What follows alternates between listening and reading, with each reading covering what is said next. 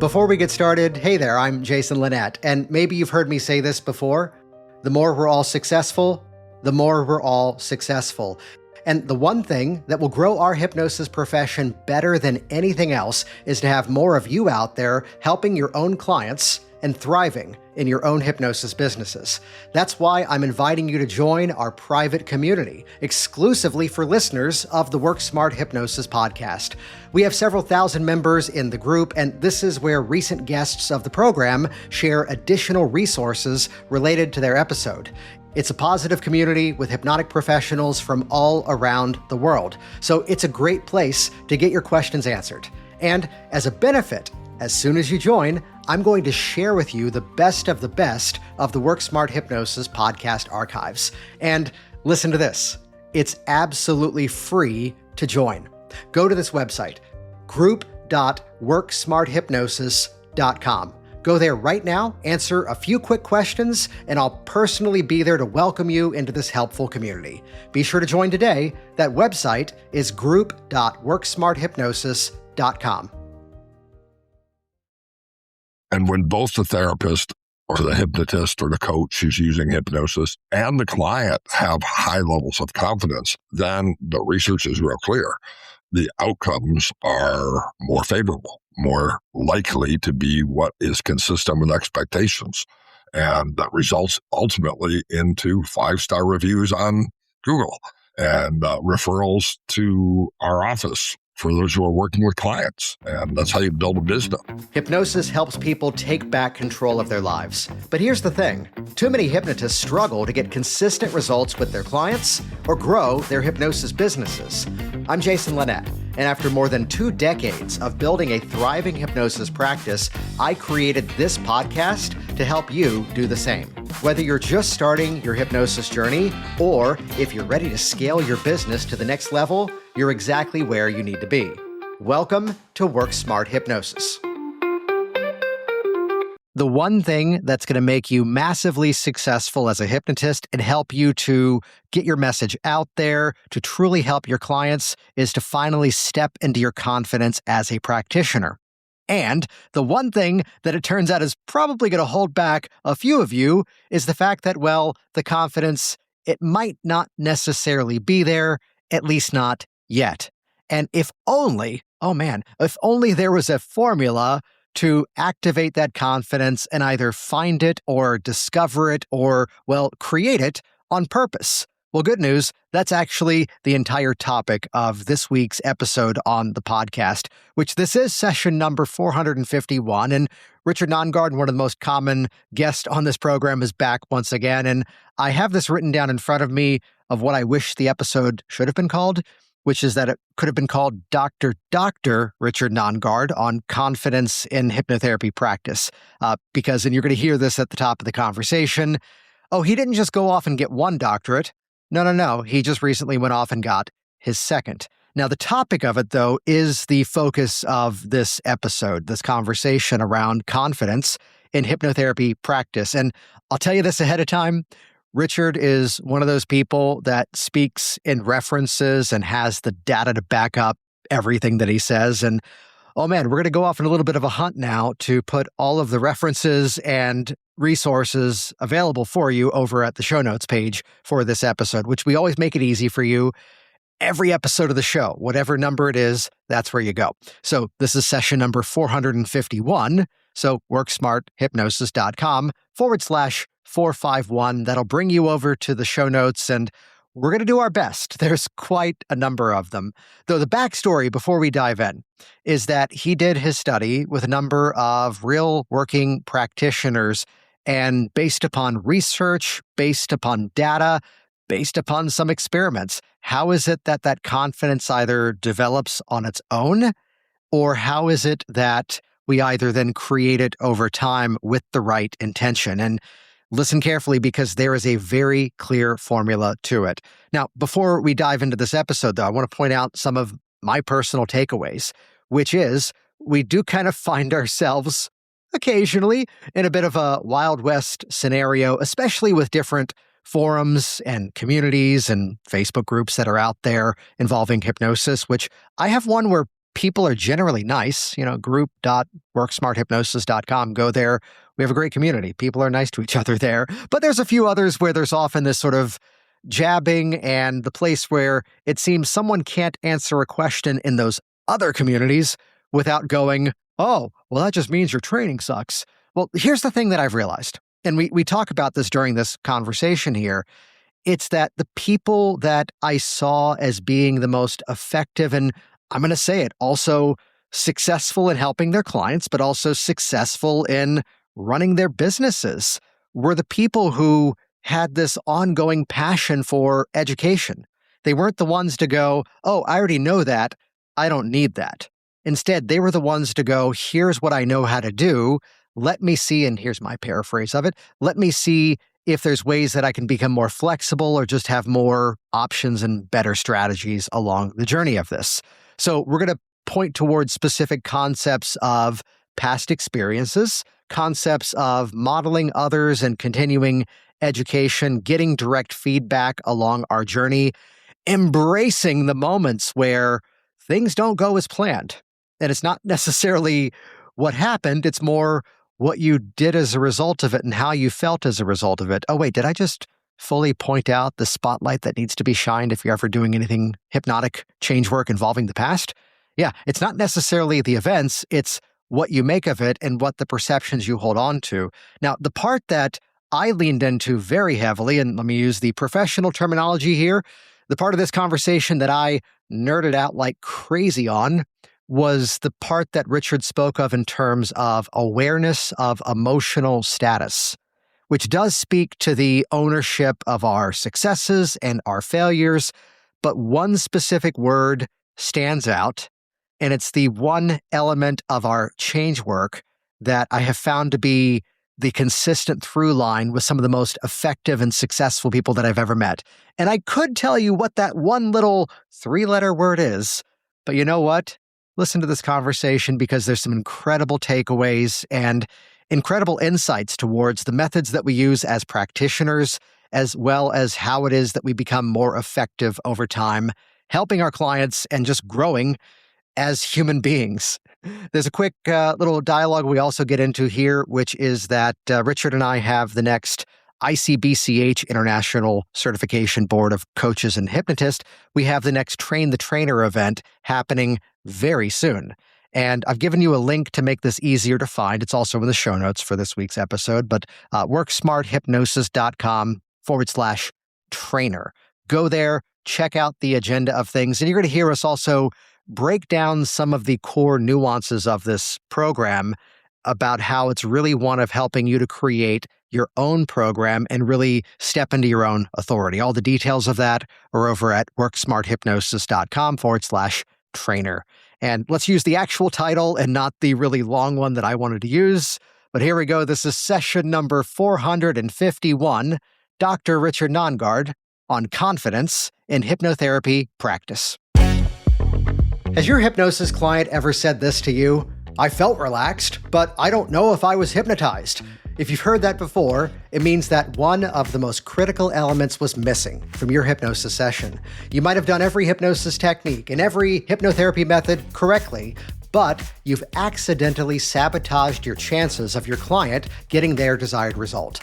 Here's the good news. It's an easy problem to fix. Check out this website, power.worksmarthypnosis.com. This is where you can get instant access to my Hypnotic Phenomenon Power Pack featuring the Hypnotize with Conviction program. It's a foolproof system to reliably create magical moments of hypnotic phenomenon with all of your clients, whether you see them in person or even online. What this does for you is help to build greater conviction that the desired change is already in motion, and even better, it means that your client will be able to actually feel the change taking place. How cool is that? It's these types of magical moments that helped my clients to become the people who sent me referrals and left me 5-star reviews. And I'm inviting you to grab this low-cost method that you can learn today and put to use with your next client. So go to power.worksmarthypnosis.com. So I'm looking at the records here. You might actually be someone who's been on this podcast more than anybody else.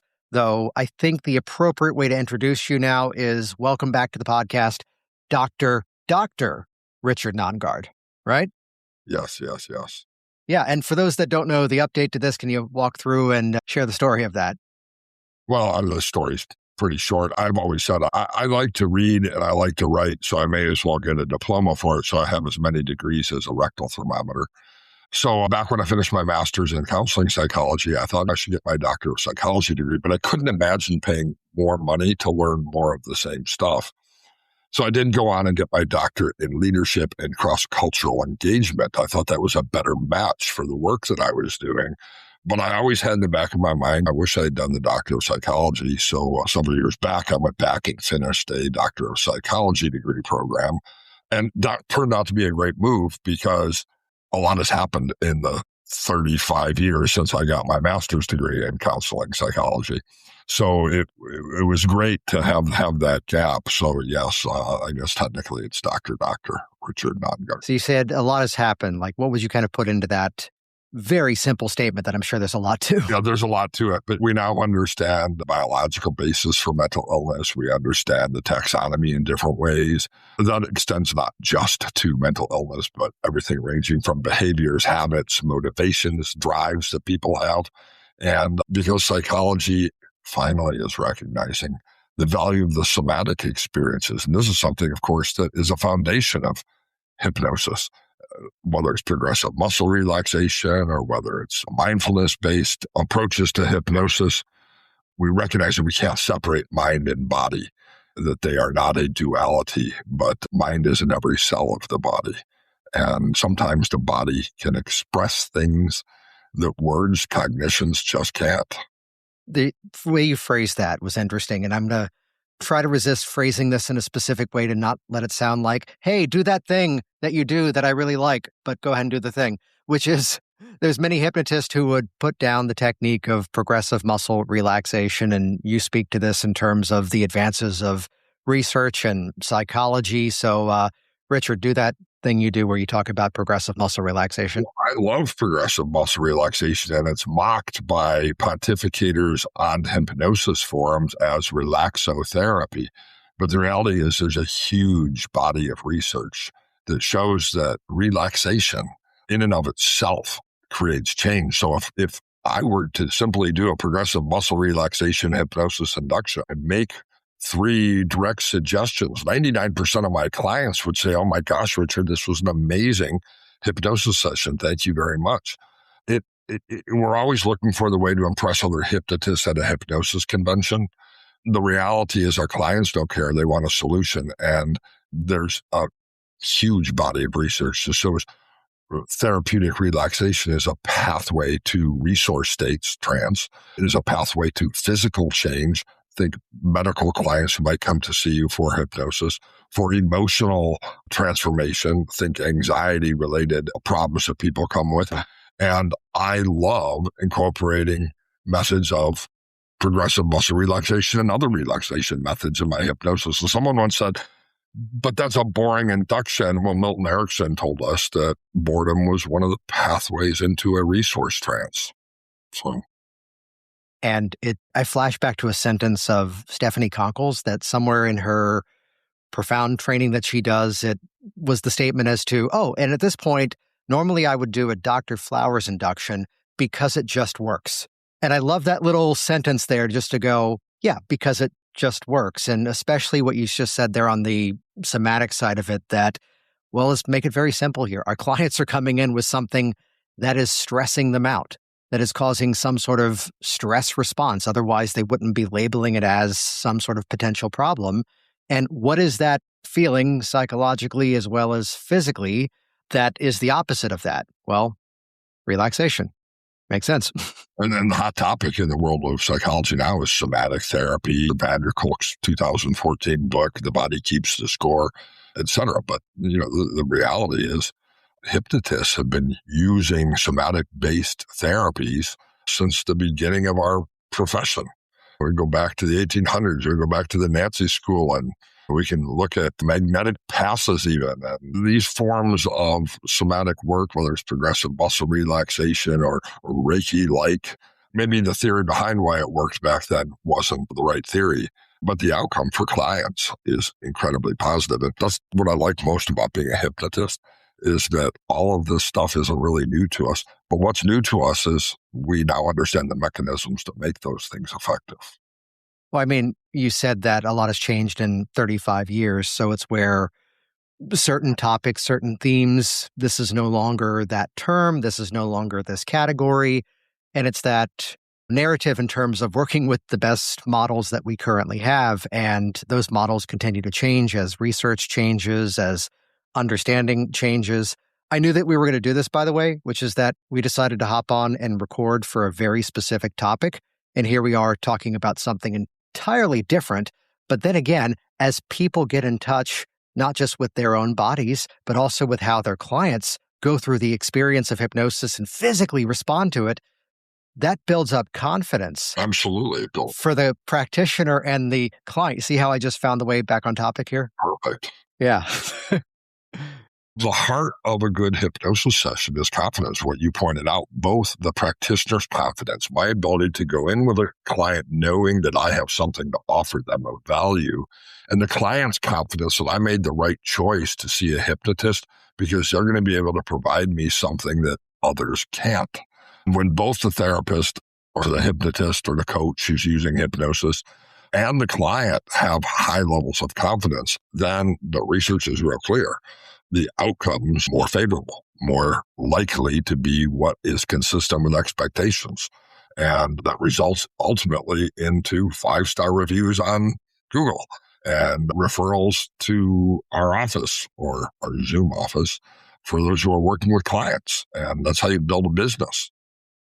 So then if we go into this topic of confidence, which let me badly paraphrase why I invited you on, and then we're going to break it down here, which is that, correct me on this, you basically did that final study to get the doctorate on the role of confidence, but also how do we create the confidence, or also how do we find the confidence in our work?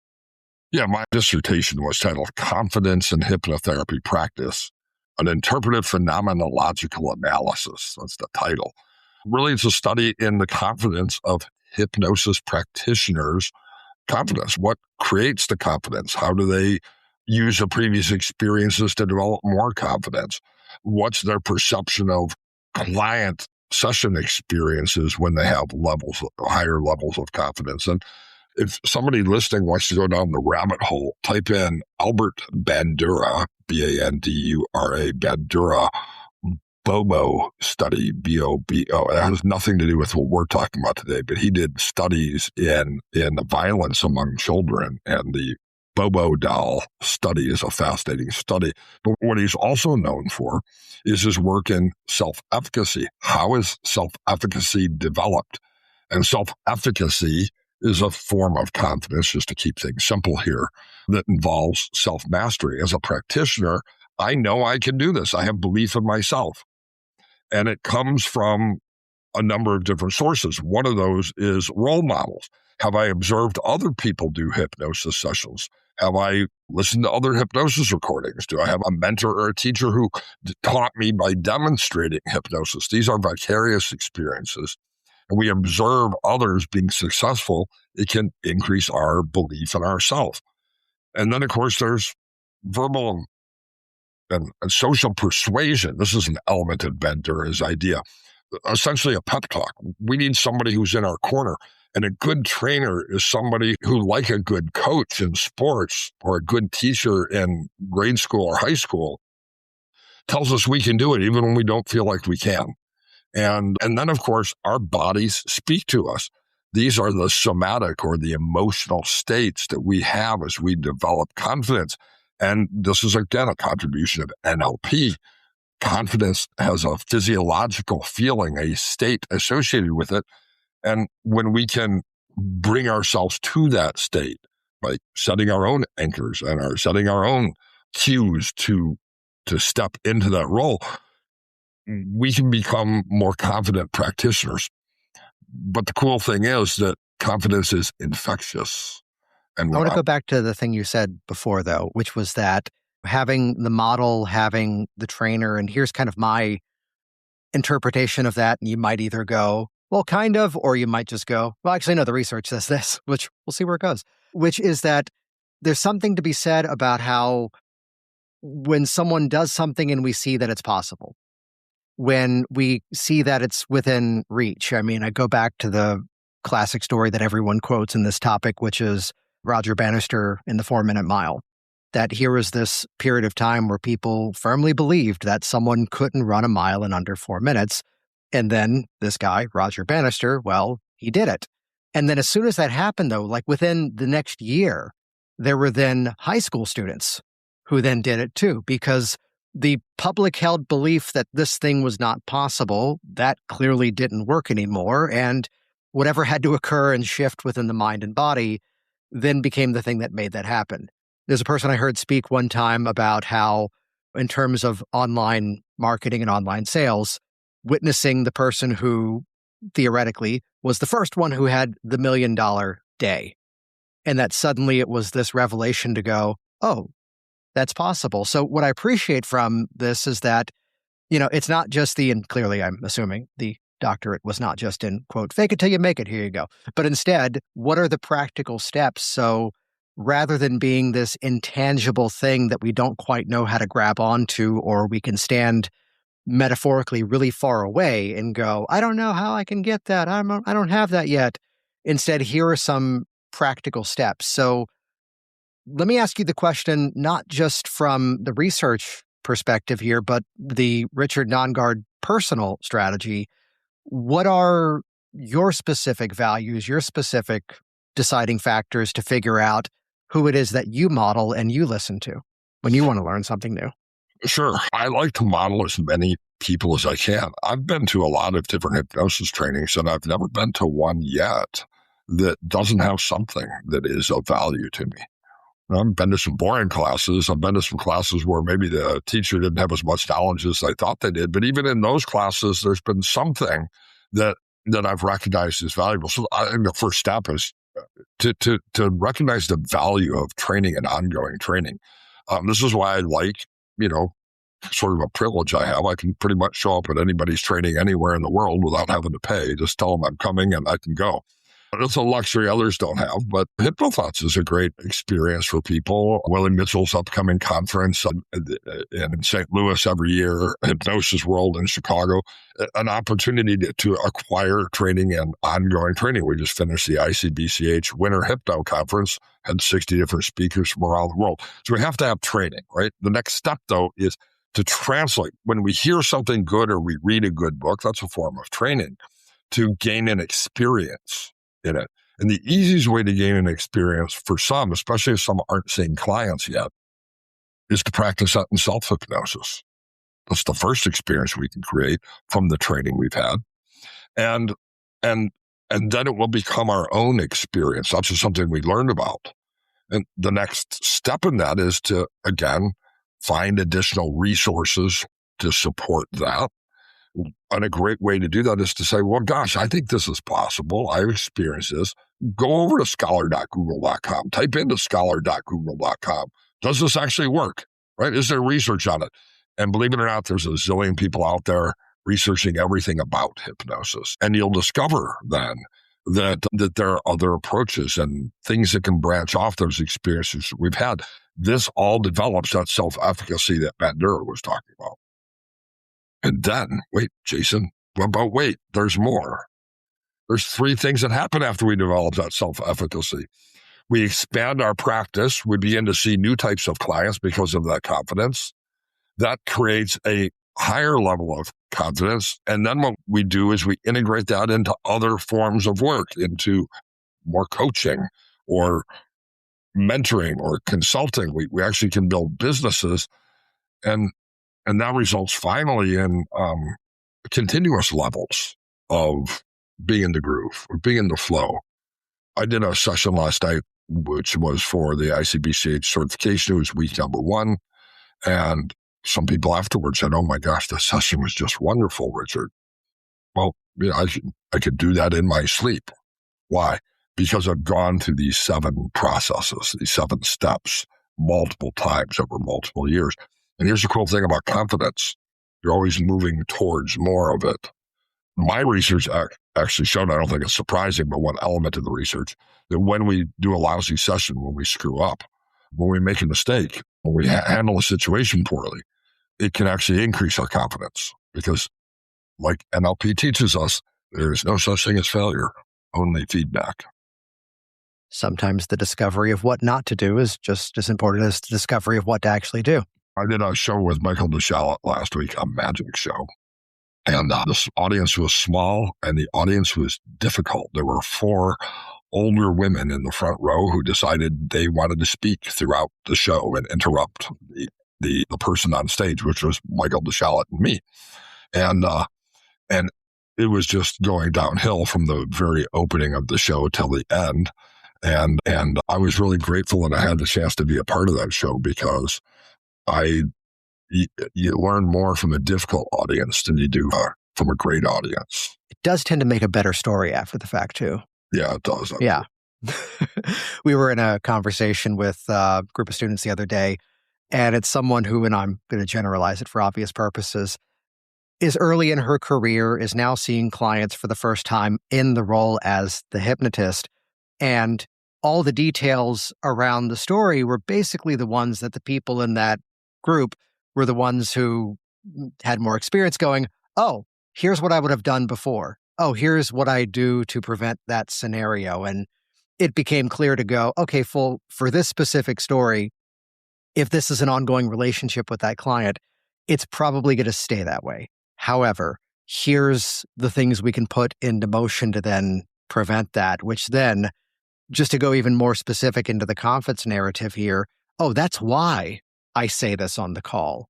Oh, that's why when, for whatever reason, I'm having to send a link for payment and then dive into the actual sessions, here's the reason why I do it in this specific sequence, because then we have a reason. It's the power of that word because, which reiterates the point you had made earlier, though, about not just the modeling, but also the past experiences. Can you expand upon that?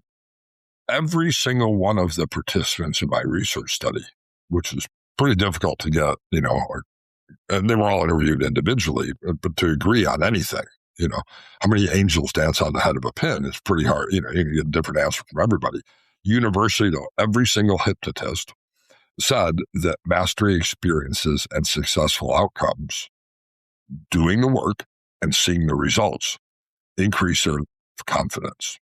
So when we understand processes, when we understand techniques, when we understand different ways of doing things, again, the easiest way to develop those master experiences is in your own self-hypnosis. Occasionally I meet a hypnotist who says, I don't do self-hypnosis. I can't experience it. Well, you don't know enough about hypnosis yet then, because self-hypnosis is how you develop those mastery experiences then you can passionately pass along to the clients that you're working with. But everybody said that, right? That was what helped them to feel confident. The next most common thing that created confidence among practitioners was continuous learning. I taught week number 1 of the ICBCH training last week, and I asked everybody in the class, what is your previous experience? Somebody said, I just finished Jason Linnett's ICBCH hypnosis certification, right? Like, did you just finish one a couple of weeks ago or something? Yeah, that was about time of this recording about a month ago. Right, there you go. So they just finished your class and signed up for my class. Why? Because they recognize that different trainers have something different to offer. And the continuous learning and skill development, by the way, they were very happy with your training. They thought it was awesome, right? But that's a person who's going to go far because they recognized that by continuing with skill development, they can develop confidence. And confidence means when I get the call, I'll say with confidence, would you like the 3:00 spot on Tuesday or the 11 a.m. spot on Friday? And you'll be able to close the deal. Being able to watch other hypnotists. So this weekend was the NGH Solid Gold weekend in Las Vegas. So I stopped by to talk to Jerome because Jerome's a good guy. Jerome and I get along just fine. And I think he is helping the profession. But Michael DeShalot was on stage teaching a 3-hour class. And he was in the middle of doing a demonstration. He was doing a complete session. It took him about an hour. And I really enjoyed watching that because Michael, I think, has one of the best approaches in our profession for compassion, empathy, and rapport. He really connects with people. I want to be able to model that in the work that I do. And that was the third thing, right? That people mentioned. So often, nobody's ever seen us do a hypnosis session, and we've gone to training where we've seen bits and pieces of a hypnosis session, but we've never seen a whole session from start to finish. And that modeling is really important. There's a part of what you just said there too, which is, in one part being able to see an entire session, but seeing someone actually doing the work in that environment as opposed to, which, yes, it was at a conference. Yes, it was on a stage with microphones, but still being able to see the entire thing all the way through. And I want to spotlight the part that you said, though, about that's something that I want to get better at.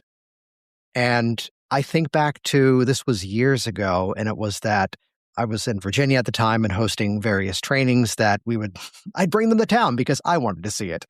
And here's a moment where I was hosting Roy Hunter, and I had someone local say, "Oh, well, I already know parts therapy, so I don't need to come to that." And then I realized in that moment that it's like, wait a minute, that exact statement is the reason why I'm organizing the travel and setting up the hotel and collecting the payments, organizing it, paying out Roy for the event, because, okay, I know a variation of that, and here's his, and then the history behind his version. So you're really in his, you're getting two in one. But it's that suddenly now clients in front of me at the time, and it's not the game of I have one thing in this category. It's where I'm looking around my office right now. There's a cardboard box that's wrapped up with packing tape, the way it would come delivered. And within reach of me, I have a box cutter, which I could use to open that up. I have a pair of scissors, and I also have a set of keys. And all of these things could do the same task of opening up the box, though clearly, based upon the scenario, one is going to be better. And to go into a session with just the focus of, this is my one strategy, I think you and I agree on this because we've both talked about this enough here, that, oh, the client was resistant. Oh, the client didn't want the hypnosis. They were against the It might have just been a matter of our flexibility, and it's from that confidence and experience that becomes a lot easier, and there's not really a wrong way that the session can necessarily go. I definitely agree with you on that. The respondents in my research talked about this, and they talked about resilience and perseverance. They talked about adaptability through failure. They talked about observational learning, being able to model others, and being able to model others. That's the core tenet of NLP. That's not about me becoming Richard Bandler or John Grinder.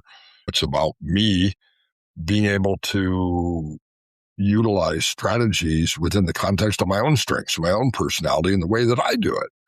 And these are the types of things that give. In fact, when I try to be Milton Erickson, it's going to be a lousy session because I'm not Milton Erickson. When I try to be Richard Nongard, who can utilize, I've probably watched every minute of recorded video of Milton Erickson that has ever been recorded within the context of my own personality, the way I communicate, my own personality strengths, my own experiences in life, then I can do a great job of being an authentic person who uses a skill set with demonstrated efficacy. Which, two things here. First of all, let's make sure we come back because we've got the Train the Trainer event coming up soon, which we'll talk about here in a moment. I want to hit one other point that I know was part of this research and the dissertation on confidence, that of awareness of emotional status. And this is the one that I'm excited to hear about. Can you break that down for us? The emotional status of the practitioner. Absolutely. We bring our emotions and we bring our life experiences, our own traumas, to the session. Now, the goal of a good coaching, counseling, hypnosis, therapy session, you're allowed to be nuts and be a helper. You're allowed to have your own problems, your own issues, and not be perfect and to help other people. Our goal is to be able to help our clients without meeting our narcissistic emotional needs at the expense of our clients. That's what harms clients, which is, by the way, why we should seek out our own therapy and our own supervision and our own self-hypnosis. But By being aware of and developing emotional intelligence and being aware of how my own experiences bring biases into the process, I can do a better job. The number one emotional word the therapists used to describe being confident in hypnosis was they had joy doing this work. Joy. Now, the research study I did required people who I was studying, the hypnosis practitioners I was studying, were all licensed mental health professionals. When I asked them about the traditional work of the mental health counselor, I got words like frustration, especially dealing with insurance and third-party billing and networks and those sorts of things. But frustration was a common word. Confinement, feeling that they sort of had to do therapy to the test. The insurance companies want everyone to do cognitive behavioral therapy, CBT, right? By the way, I just want to point this out. Albert Ellis, in his book that started cognitive behavioral therapy called REBT, Rational Emotive Behavioral Therapy, I think he wrote it in 1968, 1970, somewhere in there. He devoted 2 full chapters in his book, which became the foundational text for today's practice of cognitive behavioral therapy, on how to counter cognitive errors in hypnosis. We call this, as a non-therapist, direct suggestion. So, when I hear people say, well, CBT is founded on the concept of direct suggestion. Hypnotists have been doing it for years. It's direct pacing and leading. When this thing happens, this is what you do. When you feel this way, this is what you do. It's just straightforward pacing and leading. Yeah. Joy and happiness was how hypnotists who felt confident characterized their career. And I don't know about you, but I like feeling joyful. I like it when I work with somebody and help them. I just got out of a session before we jumped on here. I have another session coming up. And the person was so happy that I was working with them. And that made me feel happy. So I came to this interview with you happy. And I'm going into my next session happy. And I'm probably going to end my day pretty happy. And that's a great way to live life. I have a secret, Jason. I could probably live my lifestyle for the rest of my life and not ever see another client or do any more work. Right? That's a great place to be in. But why do I do it every day? Why do I teach new hypnotists? Why do I write another book? Why do I see clients for a couple $100? Because it makes me joyful. I like doing it. And that's what confident hypnotists feel. And so if you'd like to have more joy in your life, become a confident hypnotist. Nice. I really appreciate that aspect of the emotional status of it, the awareness of it, because again, I look at this conversation and it's easy for this narrative to be taken by others in the direction of, oh, this is what imposter syndrome is, and here's what this is, and here's how it's this almost kind of a stuck thing. But it's that from everything we've talked about here, there's a practical step to then create it. Perhaps not from the research perspective, but maybe from your perspective. Is there truth then to the fake it till you make it? Or is there an adaptation of it that needs to be the replacement for it? What fake it till you make it really is, in sort of a clinical context, is perseverance through challenges. Yeah. Fake it till you make it is a nice little platitude, sort of LOA-ish sort of thing. It makes a great bumper sticker. I have no problem. I might even say to myself, fake it till you make it. But in the research that I did, again, this was manifested as perseverance through challenges. It is living the philosophy of the NLP presupposition that there is no such thing as failure, only feedback. And this is what makes us better hypnotists. This gives us a comfort and a trust in our abilities. And, the show must go on. Michael and I had a tough show the other night when we did this together, right? But it ended with those 4 ladies walking out and saying to us as they were leaving, "Oh, thank you for tonight's show. It was so much fun." Both of us were in our own heads rolling our eyes. But the reality was, it was a challenging experience to perform for these folks. And it made us both better performers because we didn't end the show early or tell them they were horrible hecklers and throw them out. They went out to have a good time. It's the ability to persevere through a challenge. I had one hypnosis session with a client. Go ahead and close your eyes down. Let me do my hypnotic induction. She started itching. And so I said, and if you adjust for comfort, that won't disturb you. That'll simply help you to become more comfortable and relax even further. And she itched again. And she itched again. She just continually was itching throughout the session. And at one point, I was like, I got to stop this session and ask her, are you okay? Right? Is she getting attacked by fleas or bed bugs? Or, I mean, what's going on here? Right? But I just continued on. And when we got done with the session, and she itched throughout the whole session, she opened her eyes slowly, had a big smile on her face. And I said, as I say to almost all my clients, how was that experience for you? It's a great question at the end of a session, because it's really kind of a meaningless question and they'll say whatever they want to. And she's like, that was wonderful.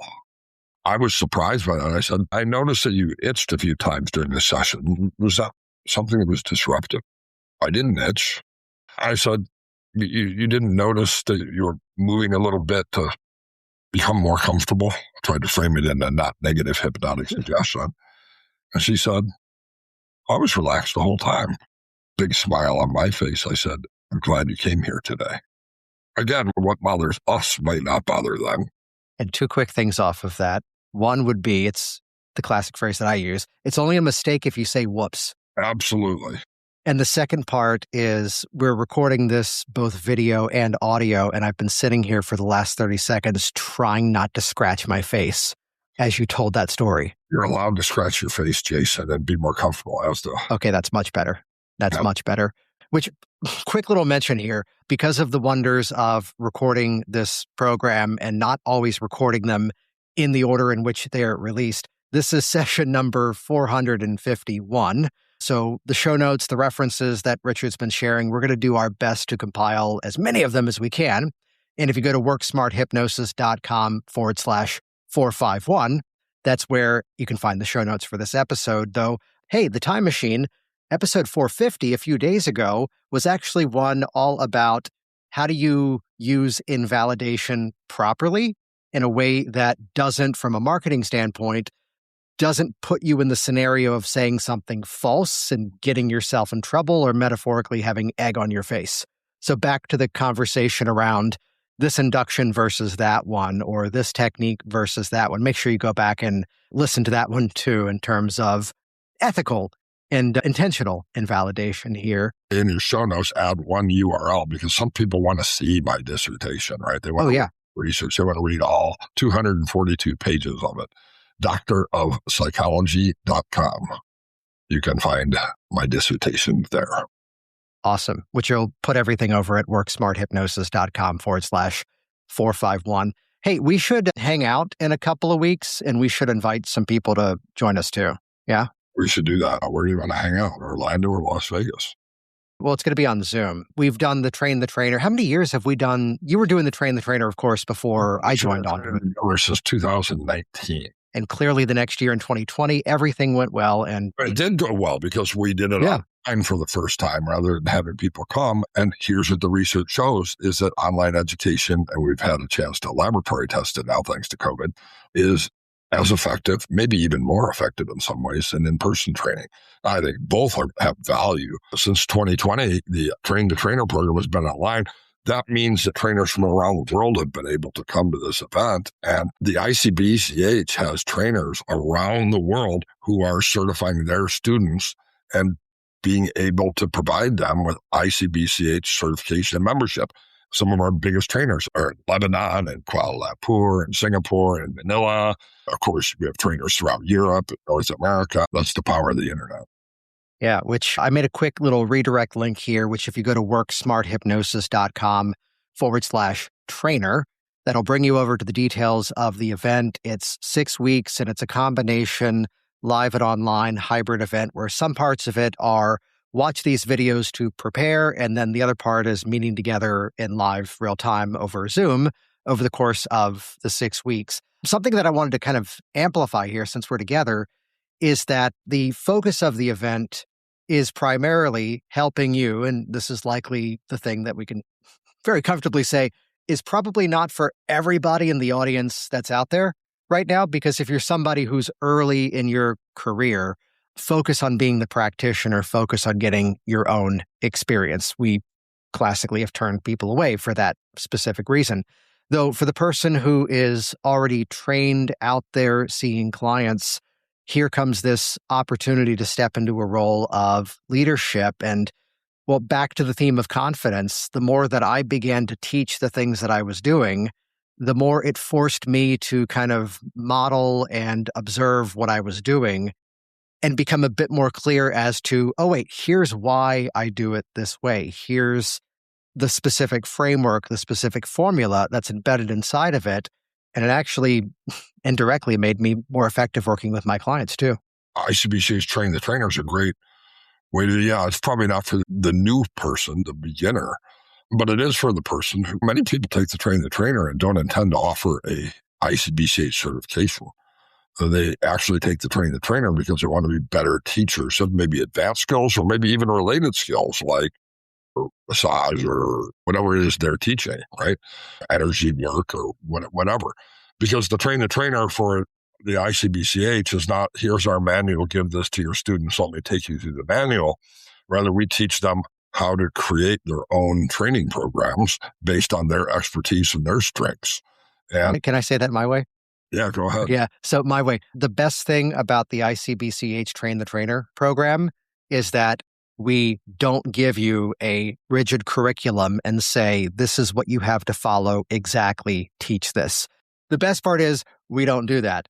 The worst part is we don't do that. But the benefit of that really is the fact that the people who are still finding their footing and early enough in their careers, well, that appropriately pushes that audience away, because this is about helping you to showcase your specific style, your specific approach. And something that, Richard, you said earlier, this is what the makeup is of the confident practitioner, and not just because it's people who have joined our programs. At times, it's that the person who's going to keep at the learning journey, the person who's going to keep refining what they do and find ways to get better at it. This is why I trained a couple of hundred people for another organization. And then 2019, I then shifted over and have done this program ever since then, which was that in a previous configuration of things, I was getting the question as to, this person just went through your class, Jason. They're already certified. Why would they have to take it again? And the answer was because they saw the work that I was doing and they wanted my specific approach of things. So the student who's going to be serious about the work, the long story short of this, you're going to have people as a trainer who are encountering hypnosis for the first time and learning it from you.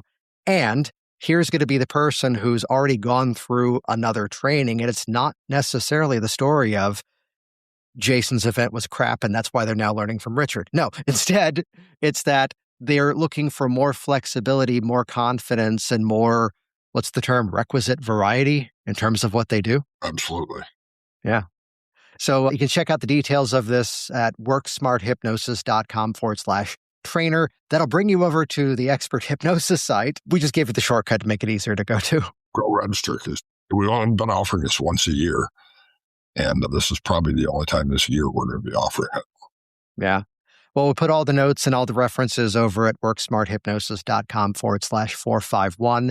And hey, Richard, it's been a while. We closed these episodes out a brand new way. What are you excited about? I'm excited about my next session because I'm going to go into it as a confident person at the top of the hour. So there you go. I'm confident about that. That's it. Hey there, it's Jason, and this is the afterthought part of the episode, something new that we've added since relaunching the program a few weeks ago, which I'll mention briefly here again, worksmarthypnosis.com/451. That's where you can find the show notes, as many of the references as we could compile of what Richard talked about, as well as the details of the upcoming Train the Trainer event with the ICBCH. I want to spotlight one specific part of this conversation, though, which wasn't even necessarily about me. It wasn't even perhaps about Richard. It was instead an indirect reference towards Stephanie Conkle, who actually has been a guest on this podcast several times now. And you could listen to me sort of spotlighting this moment once again and go, oh, is Jason telling us to go look into this specific technique because we might have passed over it or dismissed it? Well, actually, no, but it is a really good technique. But instead, though, it's the way that something was written in her material in one of her training programs that I paid for, which was that at this point in her process, she goes, at this point, I use a Dr. Flowers induction, because it just works. And that little moment was actually a turning point for me. And again, not because of the technique itself, but instead this ownership of the comfort, the confidence that she had to just simply say, I do this because it works. And let me expand that here in these final moments together, you and me, which is in a bigger scheme of things, this might be my massively oversimplified thesis statement for all things ethics and being a good person. When in doubt, don't. And give yourself permission to own that. And it's where look at the things that you do, not just even as a hypnotist, but even as a human being in relationships or even practical things around your home. There are things that you are really good at. And for those of you that have seen me do this either in person or on various videos, the self-congratulatory pat on the back, sort of running gag that's inside of some of my stuff, it's really there as a bit of a reminder to people that you owe it to yourself to actually take that moment on occasion and just, as Stephanie did in her writing and her training, to go, you know what, here's what I'm really good at. So I'd ask you right now, what is it you're good at? What is it that perhaps you haven't yet acknowledged that you are a world class at? And I'd give you an example of mine, which is just by experience. I've created multiple iterations of what my hypnosis practice looks like in terms of seeing clients. I've consulted others all around the world. So no, you can't say to me that won't work where I live. We've busted that one many times over. But I can look at people's material that they're putting out in terms of attracting clients, the people that they're going to work with as the hypnotherapist to facilitate a change. And I can look at things immediately now and from a place of experience, proof, as well as just data, as well as just the collected understanding of it, and immediately be able to isolate, here's why it's not working. I had a conversation with someone a couple of days ago, actually, where she was convinced that the redesign of her website was the reason why it wasn't working. And it was that they hadn't done this, they hadn't done that. And as I looked closer, the things that this other person had done in the previous version of her site, they were fine. You know, the design might not have been her specific cup of tea, her specific preference, but as I looked at it, it stood out like a sore thumb to go, here's what's missing. And the bigger issue is the thing that was missing is something you probably should have done 3 years ago. Maybe should have done last year when I brought it up to you the first time. But then, but that ability to just own that, and that's not coming from a place of arrogance or self-righteousness. It's a thing that I've done enough that I can just find it right away. When you're the person who does the thing, you're the person who does the thing. Now, likewise, and here's the real reason why I'm sharing this in the afterthought with you, it's to take full ownership of the things that you are not good at.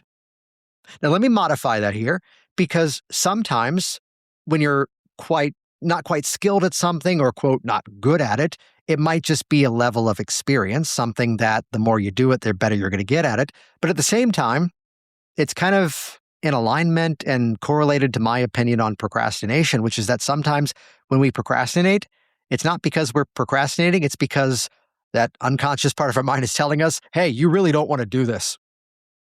Now, of course, if it's a true obligation, and yes, pay your taxes, take care of your kids. Though, when we go into this conversation around things that you are world-class at, as well as things that are not yet your strength, it could also be the fact that that specific thing might not be your passion, or it might not be your passion yet.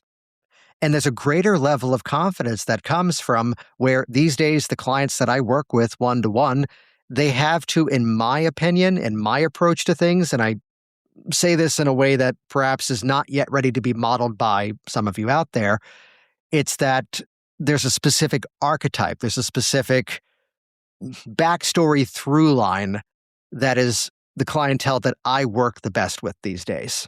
And I could help the others, but at this point now, clearly seeing hypnosis clients is not the only hypnosis thing that I do. And it's where if it's someone who's not within that category, I'm going to call it out. It might be a thing that I can't muster up and drum up the excitement, or I hinted at it earlier, you've heard the conversation now, I can't find the joy for. And it doesn't mean that I can't help that person, because yes, I can help that person by going, oh, here's someone who I know, And that's what they do exceptionally well. So there's a massive amount of confidence to be found by taking full ownership and giving yourself that little playful, joking pat on the back and taking ownership of what are the things that, yes, indeed, my friend, you are world-class at. And also, what are those things that someone else is world-class at? As you take ownership of that, that's where I've also seen that confidence flourish. Thank you for listening to the Work Smart Hypnosis podcast with Jason Linett. The more we're all successful, the more we're all successful. I've made that statement for years. It's why I do this show. And here is one thing that you can do today to help do your part. Go to worksmarthypnosis.com/podcast. Go there and make sure you're subscribed on your favorite podcast platform. And if you've enjoyed this episode, I'd love it if you'd leave a review. Your feedback helps other hypnosis professionals find the show. Subscribe and share your thoughts today at worksmarthypnosis.com/podcast.